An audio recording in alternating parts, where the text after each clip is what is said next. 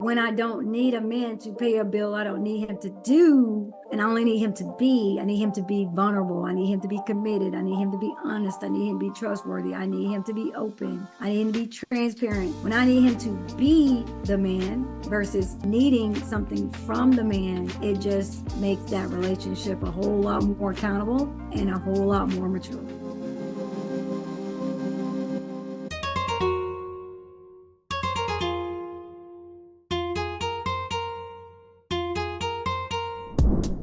Good evening and welcome to another episode of the Purpose and Powerful Podcast, episode 28, The Evolution or Illusion of Independence.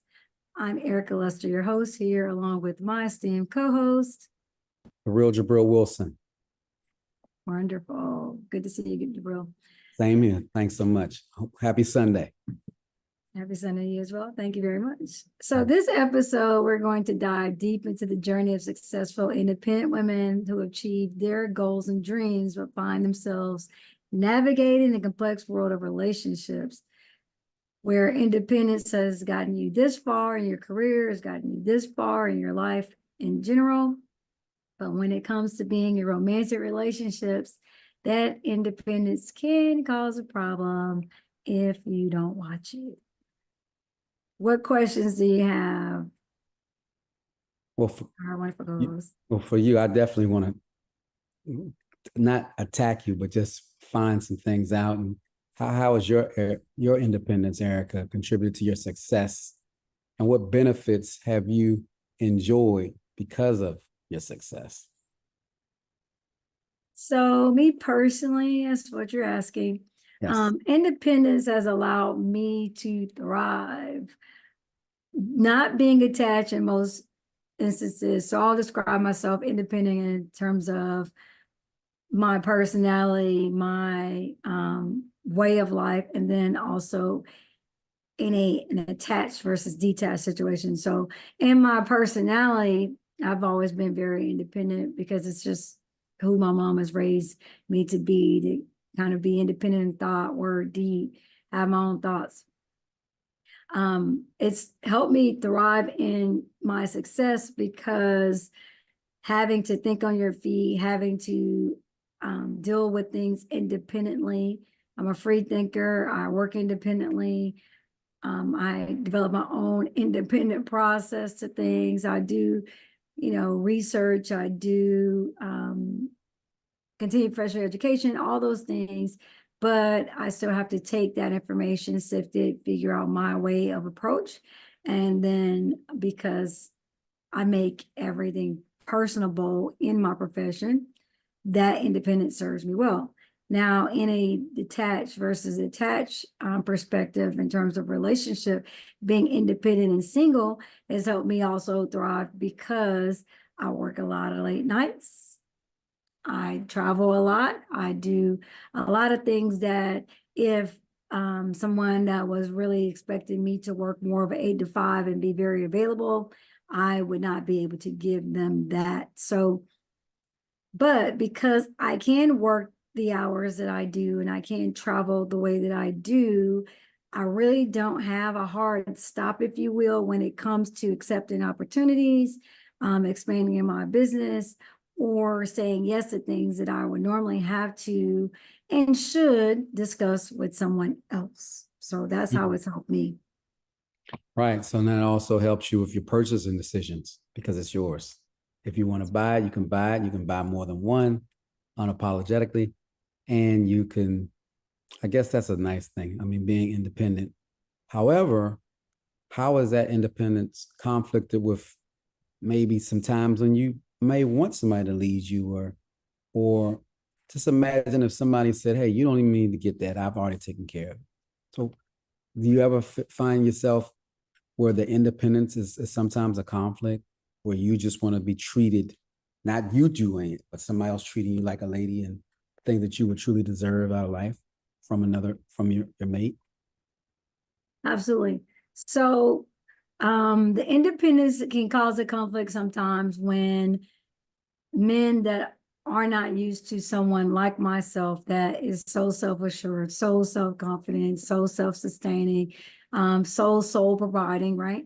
That as causing some type of friction because if the man has been always the man in the situations in terms of the breadwinner, the sole provider, or mostly of the provider, wanting to do things because he's needed, he has to find a different kind of need with me. And the need that I have is different than most women would need. What am I saying about that?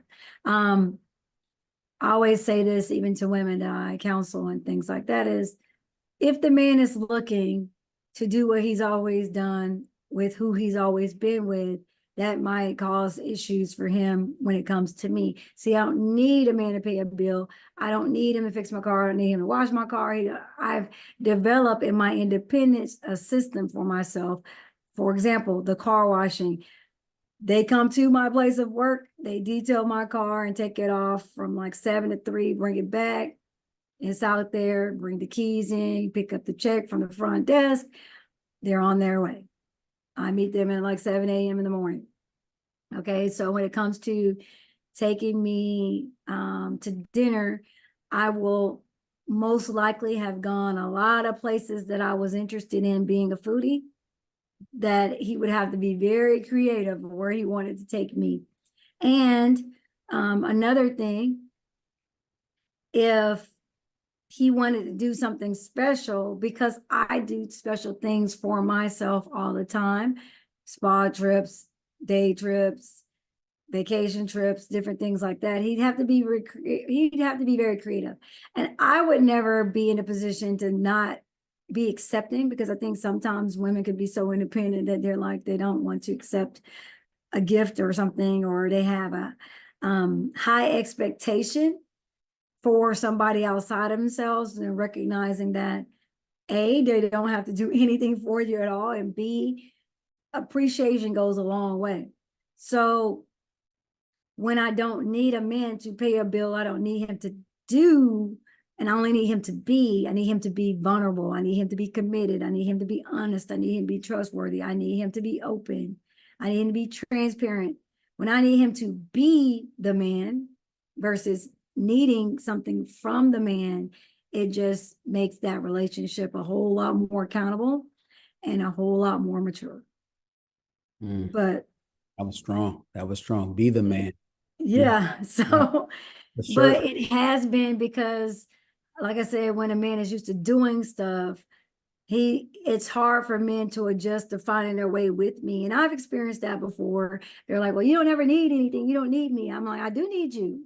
I need you to love me. I need you to respect me. I need you to adore me. I need you to do all these other things that no one puts a focus on as much. But I appreciate you washing the car. First of all, I want to say this. I'll know that guy is a new level guy when he washes my car, as I just explained my system. So that means that he would have to come get my car from me, or pick it up, or come by and drop it off. And he would have to be very intentional about doing that for me. But I do appreciate a man that I've been like really blessed in terms of men that I've dated that will, come cook a meal, do different things like that. What do you need? I'll bring it over. Need anything from the store? That kind of stuff where I'm not expecting it, and all of a sudden you can bring some sugar through or some flour through or something. That's been a nice surprise. But I have actually had to dial down intentionally my independence when I'm with men, just to show them, hey, I can roll in a submissive role, but I need to trust you first. Hey, I can be a lady. I don't need to open. As a matter of fact, I don't open my doors. This is one expectation that I leave to the man. So I make room for that man to be a man without it buffering in an independent way. I find it more challenging when we're having to make decisions together, as being where the independence I really have to monitor, check, and make sure I'm giving place to the male in my life. But it's all adjustable. I just say that. Adjustable and negotiable. Thank you. Thank you Yeah. for I would wonder, and I don't, maybe a joke, but maybe I'm serious. Have any of these guys that washed your car ever had enough guts to try to step to the plate and see what would happen? No, I've had two husbands and they didn't wash my car. So that's why I said that would be a new interesting wrinkle. If a man presents that, then I'll be like, look at him kind of different. Like, wow, okay. What about the, well, that's what I'm saying. The guys that take your car now, you say, I don't want a tip, I want you. How would you respond to that? Because I wonder, based on your independence, have you found that you attract certain types of partners? So I'm wondering, would a guy who washes a car be attracted to you, or would you allow that? Because they could, and they might be shut down if you've put some resistance up front. So I really want to know this. Well, I tend to be, when it's business, I tend to let business be business. So I'm never looking for those particular opportunities. Okay. Unfortunately for me, is a husband and wife team that actually does my car. It's same way with my lawn care. Most of the people that I do business with that are in business, they have their significant other, have a spouse or something like that in their lives that they're committed to. So I don't meet men in that way, but I do attract men in a different kind of way. So for example, I was just mentioning last week that I met this guy. We both sitting in first class. Uh, We had a funny little thing happen with my seat neighbor where he was a little inebriated and was kind of rude, but not to me, but across the aisle at other people. And so he asked me, can we grab a drink? And I'm like, drink? I don't drink. And he was like, well, no, just he says, is this your destination? I said, this is my final destination. But, this was different. I will give this different. So he says, yeah, okay. Well, he said, well, we'll go with me to my gate. We're just to walk and talk. And we did. And so he pulls up to the Delta Sky Club, scans this little thing. We go on in. We're both platinum medallion members. So that was a different edge. So that was dating up front, flying up front, dating up front. So that was an interesting twist. But he said, I really appreciate how like laid back you are. And I was like, I really made it very intentional in my mind that I was going to be very relaxed on this trip. And whatever, I would move how I needed to move where it wasn't just business. We had a great conversation. I told him he had 15 minutes. We talked for 2 hours. It was pretty cool. He Oh turns wow. out he was a business owner, those things. So every time I run into things like that, it expands my concept of being found. So then I'm like, okay, well, because you never know where you're going to meet the people, but I think you just have to be authentically you, no matter where you are, and give room, give place to be found, to be attractive to somebody you would want to. You have to be open. So there's a certain stance that a woman will have in body language that says, approach me, don't approach me. And I slowed it down for the brother to talk to me because I could have just gunned it out of there, got my rental car, been on the road, went on to the mastermind. But he was a nice guy for the most part. But it just depends. I'm not always looking for that. So I think that's why I don't attract that. Like people You that can are focus on in it. service related businesses that are serving me. Interesting. This is because you don't look for it, you don't focus on it, so it usually doesn't come. But I Right. see a pattern. I see a pattern. I see, so for business, you're able to attract men who are already married. So you feel more comfortable with that. Just how this podcast, me being your co-host, you met Takesha first, then we work together. So you always, I mean, that integrity that you have is really good. You believe in putting everybody together. But for business, you do that and you're more comfortable with that because of your business relationships. I can tell that that's something that you're more certain about because you're about business, but you want the person who's married to that man to feel comfortable. So you compensate for that and make arrangements for it. So I think that's pretty amazing and just a tribute to you. So I appreciate that. What Thank I've you. You're very welcome. What I've also noticed is that sometimes the women in your category that men are intimidated. What do you do, or what would you suggest to other women that are in similar categories to you to make a man feel a little bit comfortable and not feel as intimidated. And I'm not putting it all on you, because a man should come with his own, knowing who he is as a leader and as a man, especially if he's saying, come with me and let me lead you. But I just want to know, are there little hints or something that you can share with our fellas so they know? Absolutely. Yes. So one thing that I've always held to be true, no matter what that man's profession, no matter what that man's background, because he could own a whole landscaping company, but look like he's the janitor, you know? But my grandmother taught me that hello belongs to a dog. So why do I say that? Is because, you know, when you smile at someone and that smile is genuine, it's very disarming, and it lets that person know that you're approachable.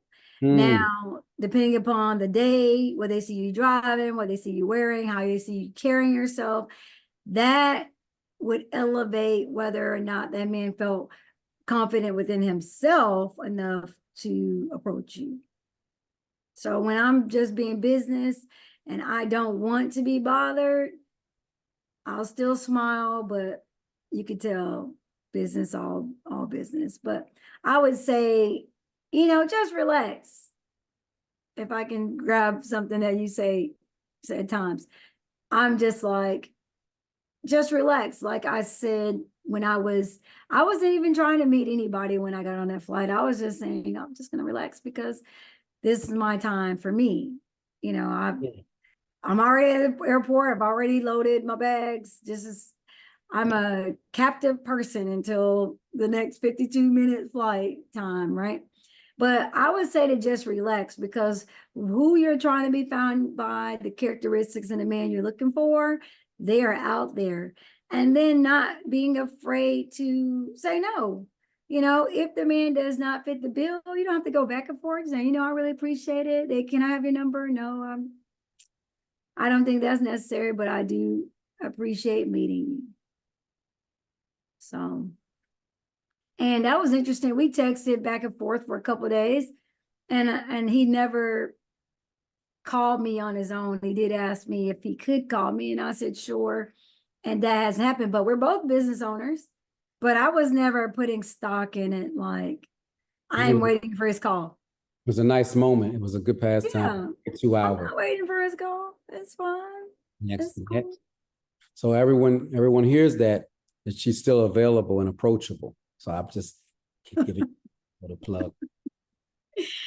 I appreciate people who appreciate me, and I appreciate them for recognizing. I mean, I know that it's disarming, and when I say just relax and just be you, I probably attract men even more so because everything about me is really natural. This is my natural hair. These are my natural teeth. These are my natural eyes. This is my natural body. This is, you know, my natural, genuine self. And so men that are so used to seeing that, especially being in bigger cities and different things, they look twice at me. They're like, I don't know, like, what's happening? So I'm getting that, a lot more of that lately, that they're like, oh, that's your hair. Oh, wow. You know? And so I'm just saying, just relax. Even if you have all the other enhancements, they're looking for you. They're not looking for that. It's nice to look like a doll and beautiful and all that stuff. But, you know, he's going to see you not in all that at some point. So Absolutely. why don't he get used to that? So when I dress up or we go to formal events and things like that, I always get like the biggest compliments because they don't see me all dolled up all the time. I love it. I love it. I think that that's natural. And they say if you want an organic relationship, you want it to be organic inside and out. And you want a man who has his teeth. And if he doesn't, he needs to just tell you up front what's going on. So when you marry him, he's not gummed up. You know that he has his teeth. And I have a friend who married someone, and that's what she ended up with on the honeymoon. So it was a traumatic experience for her. The marriage, of course, didn't last because one lie leads to another, and it all uncovered. Men with hair, what you see is what you get. If you have a man weave or something, you got to let the person know. Even if you look good with the man weave, you should let your spouse know. I think that these things are are essential. I mean, it's just nice to know what you really, who you're really marrying. Oh, yes. Right. Not only that, who you're really dating. I think for me, I always make it very clear that I need honesty. I need transparency. I need vulnerability. I'm always with that up front because I say to them, to him, here's the thing. I'm human and so are you. So I'm going to disappoint you at some point in time. I'm not going to do anything to impress you because I don't want to set you up for a false reality. But one thing I'm not going to do is lie to you. And I expect and I want the same things in return. So you are the person that is going to teach me how to love you. I already know how to love. I already know how to love a man well, but I don't know how to love you. You have to be the person to teach me the love that you need because it's not a cookie cutter process. One might like me being domestic and cooking and cleaning and all that great stuff. And the other man's like, I don't need all that. He can do all of that, knows how to do all those things. I'm like, great, because that's fantastic. But we need to be upfront with each other and say, here are the things that I need from you as my mate. When you first get into the table, I just need you to be my friend. I don't need you to be my man. I need you to learn how to be my friend so that when you and I can't communicate on the relationship end, we'll still be able to communicate as friends. Yes, we talked about that last week, last Sunday, about men just starting just being a friend, learning how to do that before they jump and do all this other stuff, especially because they're kind of like damaged goods. We're talking about that, how they now all of a sudden want a woman who's doesn't have a lot of miles on herself, but he's all burnt up, and now he wants to expect somebody to just come to him. That's not fair, and it's an unrealistic expectation. Absolutely. I agree. But being the friend means that you don't have ulterior motives. Right. Or extra expectations. I mean, Right. just being honest and being loyal as a friend. But other than that, you shouldn't expect a lot. And now let me ask you, if you're just friends, I mean, really just friends, do you expect the man, I mean, if you're just hanging out, to just pay every time you go out and you're just friends? No. Even if you like him and he knows he likes you, just to pace it out, to set, because I think that once men start paying, I don't know what it is in their mind. It's kind of this mindset of pay to play, and you don't want to play. You want a partner, and if you send a message that's not right or mixed, it'll get them. So I'll give you an example, and this is me being transparent since we have a few. It was a lady who was very attractive. I mean, very attractive, really nice, and it's a little older than me. But oh, and by the way, let me preface this. This is pre Keisha, pre-marriage, all of this. This is way, way, way, way back. So if anybody's listening and sees this, just know that this is a story, something that happened easily 20 years ago, before my first wife. But you know how these stories are. You can remember it like it was yesterday. That's right. Right? Yes. Lady was great. And she would offer us to go out and eat. And I mean, I knew she was older than me. So of course I wanted to show her that I'm a real man anyway. So I already wanted to pay. I wanted to show her, if you're going to go out and eat with me, I'm paying. And every time, I promise you, every time, she would not let me pay. I mean, I couldn't, I don't even, it wasn't even a fight. Whatever she did, or if had gone to the bathroom or something, it was paid. And it started to make me feel really uncomfortable. And I felt rejected. But do you know why I felt rejected? So, back, little story for this. So when I got married, the first time I got married, she came to the wedding. So she came as a friend. She had another friend with her, a young lady with her, like a roommate. And she said, your wife better look out. That's all she said, and gave me this little hug. So I said, oh. 5 years later, I see on Instagram, because I was a realtor and she saw me. it announced that she's married, and it was to a woman. Oh, And I said, oh. So even when she would talk to me about a relationship, she was never talking about a guy because she never would say it. And I think the person's name was Tony, but it was a woman. So I never really, in looking at her outer beauty, I just, in my mind, and how she would kind of flirt. So men, beware. Women, even if they want a woman, they still can flirt and get you. So you gotta know the real person. And she had, and I didn't know that's what it was, but she wanted to make sure that we were just friends. So that's why she wouldn't let me pay. right. And also, Wow. and I hate to say this, and this may sound judgmental, I know that she was the dominant person in that relationship. For that, I know. But here's the deal.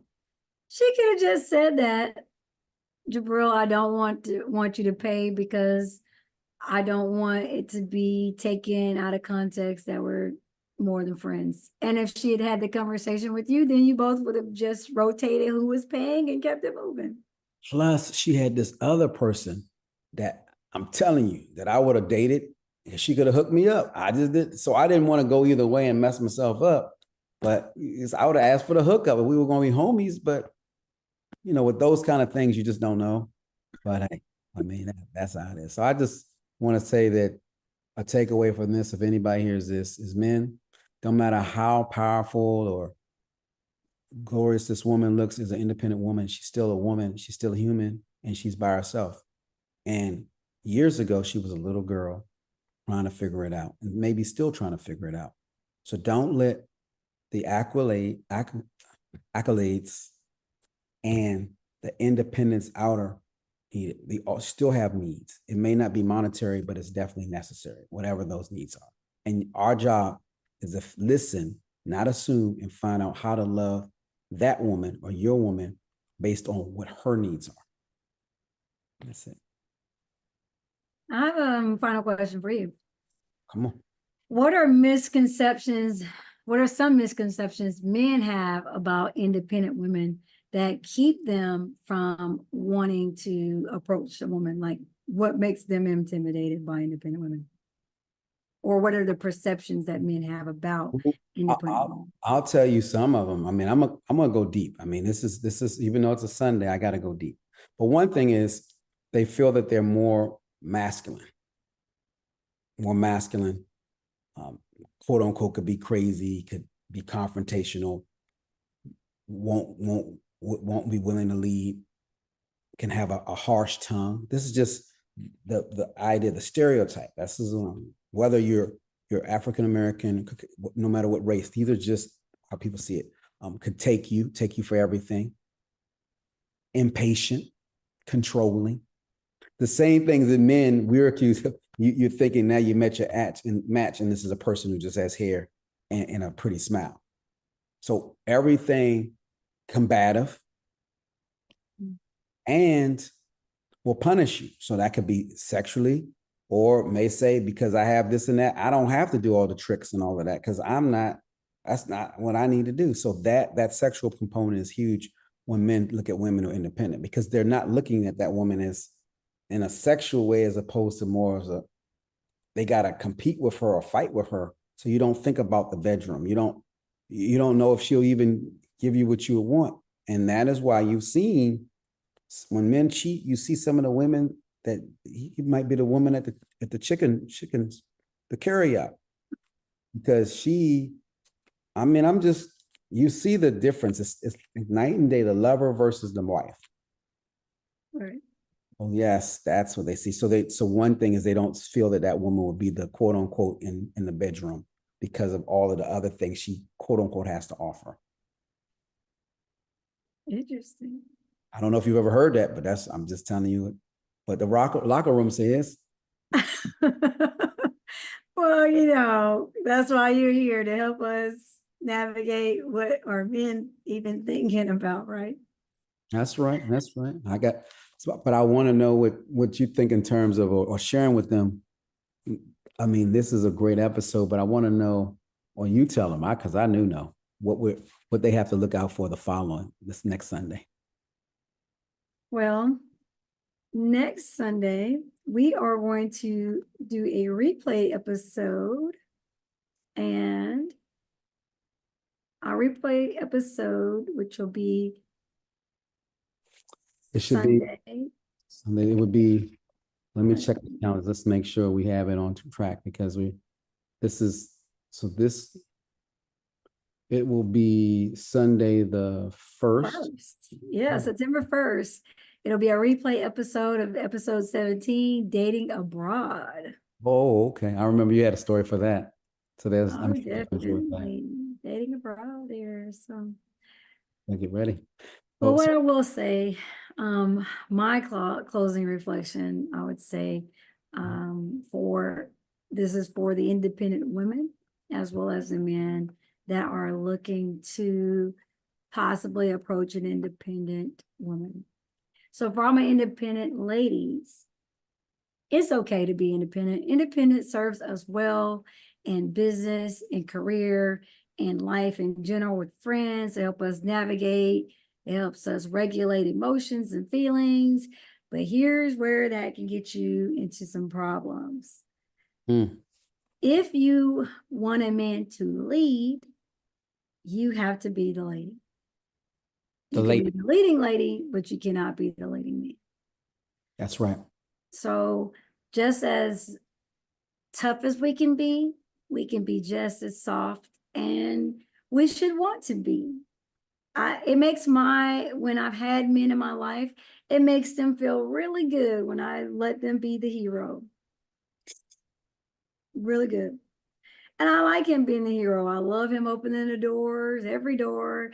I love him telling me my outfit looks nice and that I'm beautiful and all the wonderful things that come along with it. I don't have to match his energy.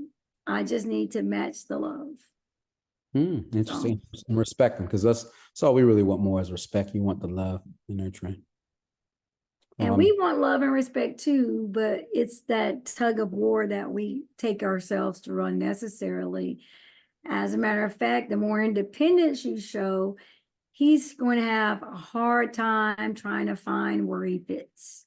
So that's another reason why you want to dial it back or find a nice even balance that says, no, babe, I need you. I want you. I need you. I need you in this way. And just be specific about it.